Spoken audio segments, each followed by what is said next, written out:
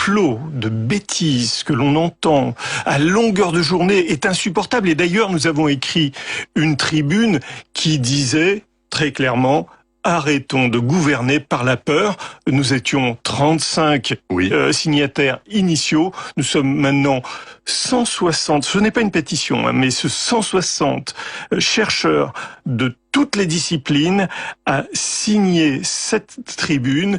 Arrêtons de faire peur aux gens. Ce qui est important et ce qui est massif là-dedans, c'est que 97% des tests faits sur bientôt 9 millions de tests, un échantillon gigantesque. Un Français sur 6. 97% des tests sont négatifs. Alors, quand 97% des tests sont négatifs, excusez-moi, mais ça veut dire que les 3% restants, c'est inférieur à la marge d'erreur qu'on a sur le système.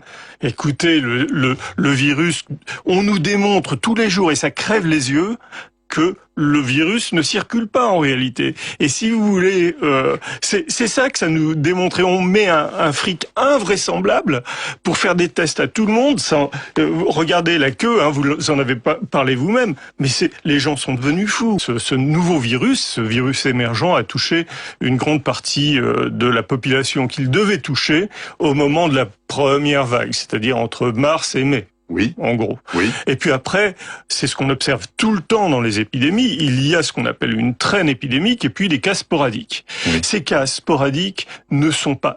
Tout épidémiologiste, on est dedans, là, actuellement. Oui, on est dans les cas sporadiques. Je me tue à le on n'est dire. pas dans une deuxième vague, Mais là. absolument. Alors, écoutez, si vous voulez, la théorie de la deuxième vague est une théorie... totalement folle. C'est une théorie sur laquelle repose l'intégralité de la construction qui a été faite. Si vous enlevez si vous voulez, ce concept, même pas un concept, c'est un postulat.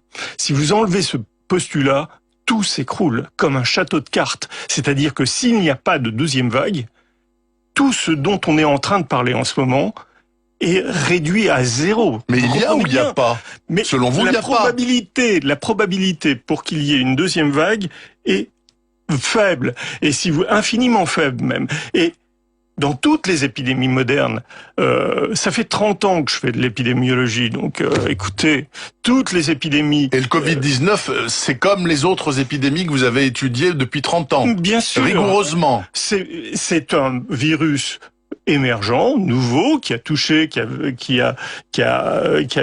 une partie de la population, les gens qui étaient susceptibles de l'attraper. Une partie énorme de la population a été exposée à ce virus et a fait une forme faible, voire asymptomatique de ça. N'ayez pas peur, cette épidémie est derrière nous et la prochaine vague a une très faible probabilité d'arriver.